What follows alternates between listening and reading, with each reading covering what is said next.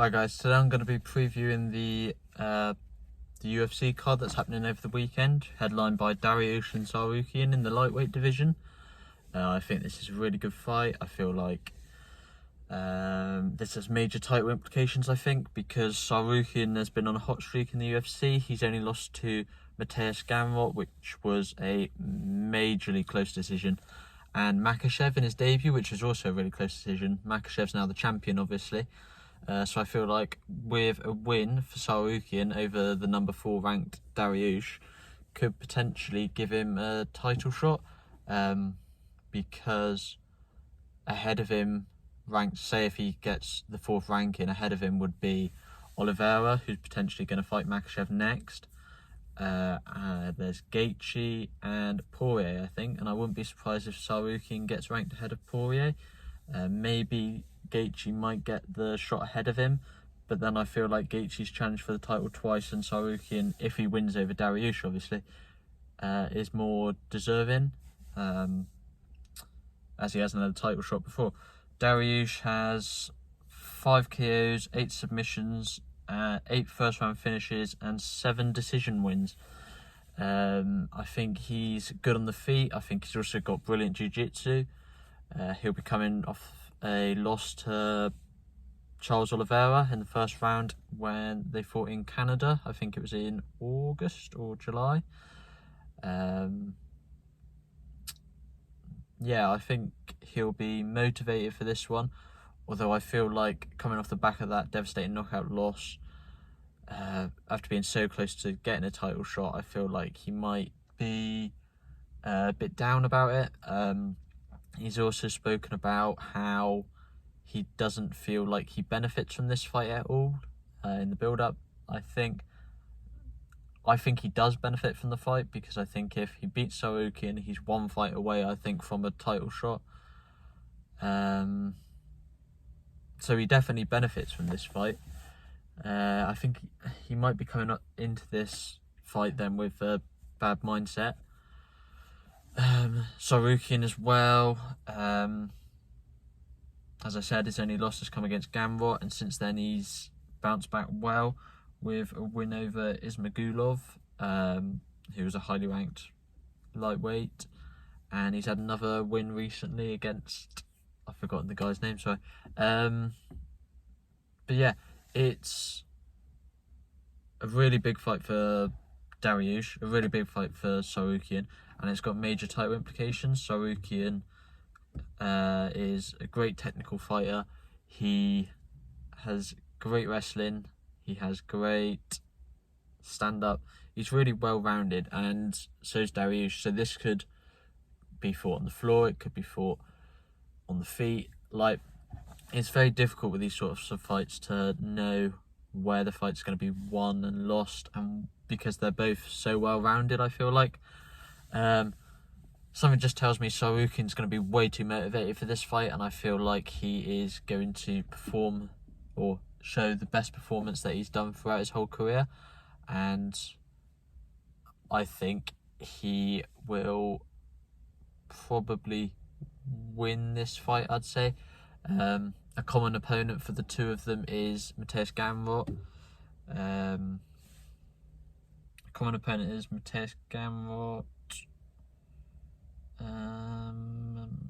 I think they've both fought...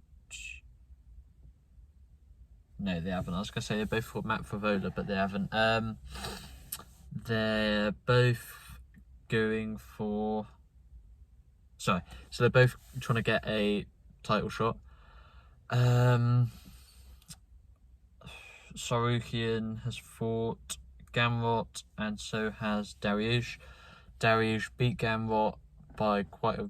I think he won the fight 30-27 or 29-28.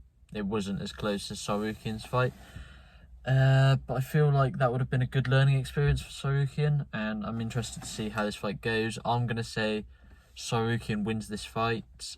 He's the betting favourite. And yeah, it'd be interesting to see what happens for him next. I feel like with a win, he could get a title shot. And I feel like that motivation alone is going to drive him through this fight. And I feel he's just a very good technical fighter, and I'm interested to see how the fight goes. Then in the co-main event, I spoke about this on the news show. Turner has stepped in. Jalen Turner, who's ranked number 12 in the lightweight division, has stepped in for Dan Hooker to fight Bobby Green, who's 13th ranked in the lightweight division. I feel like it's going to be a very good fight. I feel like it's going to be a fight of two halves. Jalen Turner could probably win the fight in the first half of the fight, but I'd say if it goes past the first half of the fight, it's Bobby Green's to win. I think it's a very good fight. Turner's come off the back of a loss to Gamrot and Hooker, but Bobby Green's come off a couple of good wins. Bobby Green's beaten Dawson, Ferguson, and Gordon off the back of a knockout loss to Drew Dober. It's a good run of results. Green's best win is probably against Brad Riddell. Turner's first fight is definitely going to be the scales. He's a very big lightweight. He's very tall lightweight. He's over 6 foot. I think he should personally move up to welterweight, but I guess see how he goes in this fight. If he wins, then he's going to be able to get closer to the top 10 of the division. Maybe a fight against someone in the top 10 of the division. Maybe a Dan Hooker rematch, because that was an amazing fight, potentially fight of the year. This one's going to be an interesting one. I feel like Jalen Turner needs to keep Bobby Green on the end of his reach, and I feel like he probably will be able to do that for the first half of the fight. It's just whether he has enough gas, enough cardio. He's obviously coming into this fight on, I think, a week or two's notice. Depends really if he's been training, what weight he started training at, whether he's... It's going to be really interesting to see if Jalen Turner looks good on the scales or not, because he missed weight in his last fight against Dan Hooker, and he obviously had a full training camp for that fight. So, yeah, it's interesting to see how that goes. I'm going to predict Jalen Turner knockout. I think he'll start fast because he might not have the amount of cardio he needs. That could leave him open to a Bobby Green counter like he did against Grant Dawson, where he got a 30-something second knockout. Yeah, it's a really interesting fight. A lot of things could happen. I think it would mainly be a stand-up fight. Yeah, but I'm going to say Jalen Turner for the knockout in the first round. First round knockout for Jalen Turner, I'm going to say. And then we've got Rob Font, who's ranked number 8 in the bantamweight division, against Figueiredo, who's having his first fight in the bantamweight division. He was number 2 ranked at the flyweight division. He was obviously the champion in the flyweight division. He's had 4 amazing fights with Brandon Moreno. He's had 1 draw. He had 1 draw, 2 losses, and a win. He's moving up to the bantamweight division. He's had wins over Perez and Benavidez and Elliott and Pantoja as well. They're all good wins. Font's definitely got the more experience, I'd say. He's fought the better level, obviously at bantamweight. He's fought Sandhagen. He's lost to Sandhagen.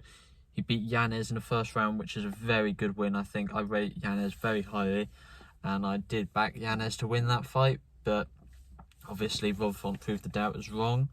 I think Rob Font has a ceiling on his potential. He's lost to people in the top 5 like Marlon Chito Vera, who's going to be fighting for a title next year. Jose Aldo, who's obviously an all-time great. But he's beaten the likes of Cody Garbrandt, Marias, Ricky Simon, and Pettis. So, yeah, I think it's going to be a really good fight. It'd be interesting to see Figueiredo at bantamweight, see if he looks healthier at the weight, because he was struggling to make the flyweight limit. I think it'd be interesting to see. Yeah, I just think it'd be a really interesting fight to see how Figueiredo's power translates to the bantamweight division. Well, Font's obviously got a lot of power. But yeah, because Figueiredo is also, I think, 35, so he's, for the lighter divisions, not many people are able to perform well at that age.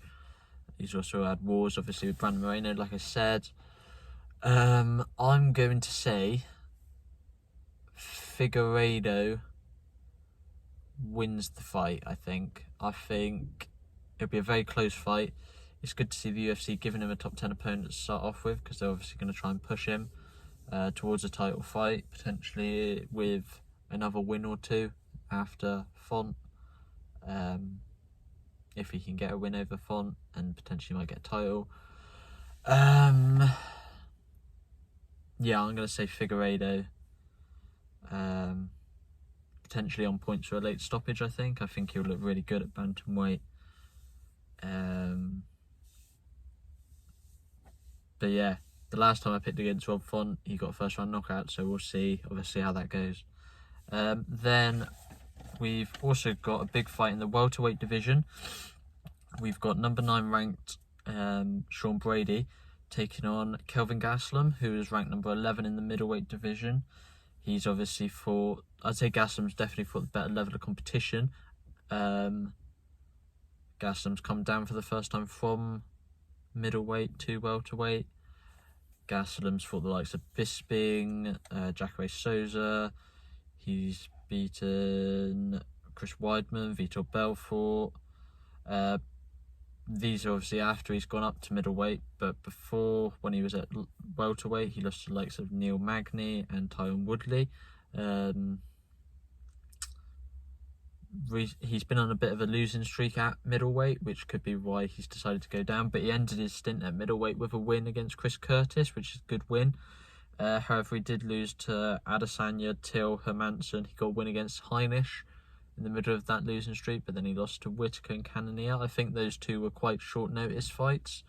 I feel like Paulo Costa might have pulled out with both of them, which I think shows just about Paulo Costa, really. I think he only fights once a year, which is quite frustrating because he's got talent. But anyway, this isn't about Paulo Costa. This is about Kelvin Gastelum and Sean Brady. Sean Brady lost last time. His first loss, he lost to Belal Muhammad, who people are saying is going to fight for the title next after Leon Edwards and Colby Covington have their fight in December. I was surprised how Belal Muhammad was able to fight Sean Brady on the feet and beat him. Sean Brady's obviously a wrestler, Belal Muhammad's obviously a wrestler, so it was probably going to be a fight on the feet, but I thought Sean Brady had a better stand-up game than Belal Muhammad, so I'm surprised Belal Muhammad was able to do that. Sean Brady's best win was against Michael Chiesa. I think I'm going to back Kelvin Gastelum to get a knockout on his return to welterweight, I think it's going to be an interesting fight. I feel like Kelvin Gastelum definitely has the more power, and I feel like if he makes the weight well and stays disciplined, and he stayed disciplined throughout his camp, I feel like he will have the better.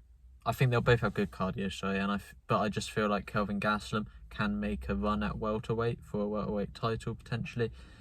If he beats Sean Brady, he'll be ranked 9 or 10 probably, and then he can probably get a push towards a title if the UFC want to push him towards a title. Yeah, I guess we'll see how it goes, really. I'm backing Kelvin Gastelum for a knockout in the 3rd round, I'm going to say. I just think if Belal Muhammad is able to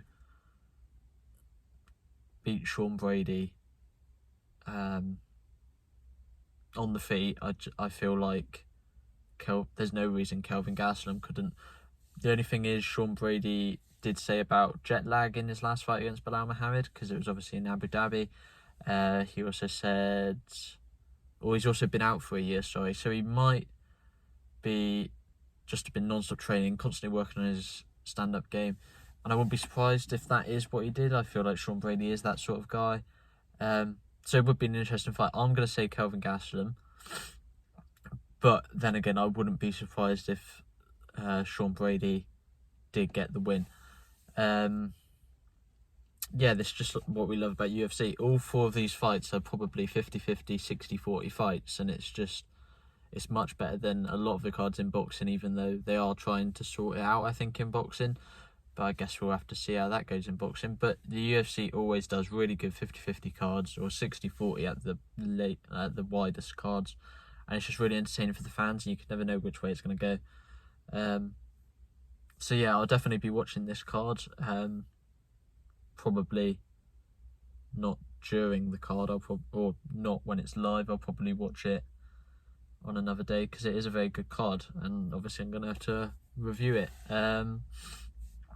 Really excited for this card. Thanks guys for listening.